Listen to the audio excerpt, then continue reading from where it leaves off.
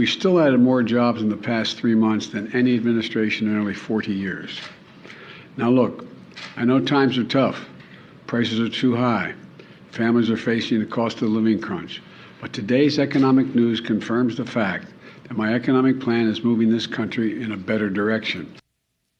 President Biden today reacting to this morning's jobs numbers, which essentially pumped the brakes on all this recession obsession. The job market still humming indeed. 372,000 jobs created in June, easily topping expectations. Unemployment remains at 3.6%. Let's take a little deeper dive inside these numbers with Julie Pollak, ZipRecruiter chief economist. Julie, nice to see you. You've had plenty of time to sift through these numbers, digest them. What really stands out to you besides the headline?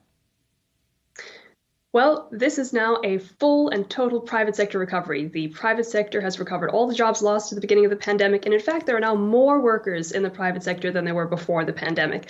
Unfortunately, the public sector is lagging behind big time, with 664,000 people still not back at their jobs.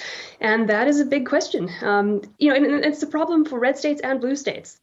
California is missing 100,000 government workers, Florida 33,000, Texas 20,000, New York 40,000. So this is across the board. This is not a red state problem or a blue state problem. It is across the country. So then in terms of these jobs that are still lacking, these shortages that we're seeing in government jobs, are these jobs that we expect to get filled or perhaps outsourced, or is this something that can actually be addressed in terms of skills and filling that gap? Well, so these are mostly jobs in education. And the reason that's worrying is you would hope that in a recession, government employment would almost act like an automatic stabilizer and go up when private sector employment goes down. You would also hope that we would invest more in education and make it higher quality and more accessible while people are on layoff, so that they're not, it's not wasted time, but in fact, they're able to invest in their human capital while they're unable to work. That would be the kind of gold standard for sort of fiscal policy. So when you look across the economy again, and I say recession obsession because all we hear about every day is whether it's 23 or 24, do you see any signs beyond declining GDP of a looming recession? There's no slowdown in this job market yet. For 4 straight months, we've had very, very steady job gains in the high 300,000s. This is a humming, vibrant, robust labor market with very broad-based gains and surprising gains in the most interest rate sensitive industries where everyone expected to see losses. Construction posted gains, manufacturing posted gains, even the information sector, which basically is the tech sector, which is hogging the headlines because of layoffs and hiring slowdowns in the most high-profile, big-name companies. It posted gains, robust, solid gains. And I want to ask you about the ZipRecruiter Job Seeker Confidence Index, because while we saw most of the other metrics going up, we saw that the expectations index started falling in May and continued downwards. What's driving that? And what are some of the key factors that really drive job seeker confidence? So it looks like the stock market was sort of months ahead of Main Street in being very worried about a possible recession, and the labor market kept humming along. We're now starting to see that these headlines are spooking job seekers, and they are worried about the declining availability of jobs in the future. They still say that they're having a good time in the labor market now, that their job searches are going well, they're getting lots of offers, they don't feel that much financial pressure to take the first offer, but they do worry about what's going to happen in the next 6 months.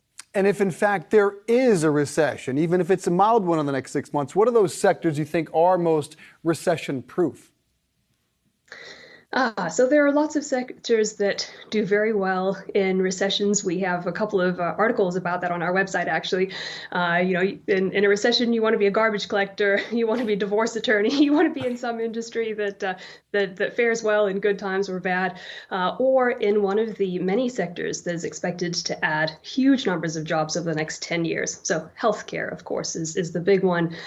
So much demand and projected gains, as far as the eye can see. Now, obviously, we still have all these job openings, about 2 to 1 for every available worker. And we are seeing that labor force participation did edge down, particularly for Black and Asian workers. What are the findings telling you about the trends in the demographics of who is participating in the workforce right now? So the sort of weird and wacky thing in this jobs report is that there's a big disconnect between the household survey, which was actually pretty negative and gloomy, and the establishment survey. Now, the establishment survey is based on 697,000 establishments. The household survey is just based on 60,000 households, and so it's much more volatile. So when we see such a disconnect, I put more stock in the establishment figures. That said, there are lots of things to worry about.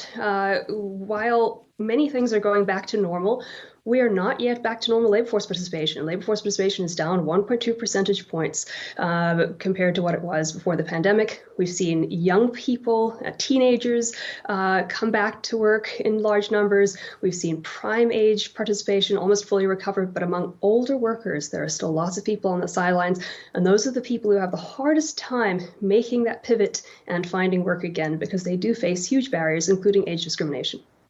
Larry Summers, for one, has made the case that we can't have a soft landing with this type of labor market. Is he going to get his wish? So I think this report suggests that the miracle may be here. We may be seeing a soft landing. There are lots of signs that that inflation will cool down in the coming months. We're already seeing oil prices come down, the housing market cool, the supply chain crisis disappear, trucking and shipping costs fall, inventory levels all over the place are going back up. So there's lots of reason to be optimistic that the Fed may manage to get this right. And this report suggests they can continue to whack inflation without causing too much pain on Main Street. The labor market seems to be tough and resilient enough to withstand historically normal interest rates. Right? We're not seeing the Fed yank interest rates up to extremely high levels. These are kind of neutral, historically average interest rates, and the labor market seems to be just fine with it. At least for now, the Fed, they're threading the needle on that balance. Great having you on. Julia Pollak, there, ZipRecruiter's chief economist. Thank you for your time.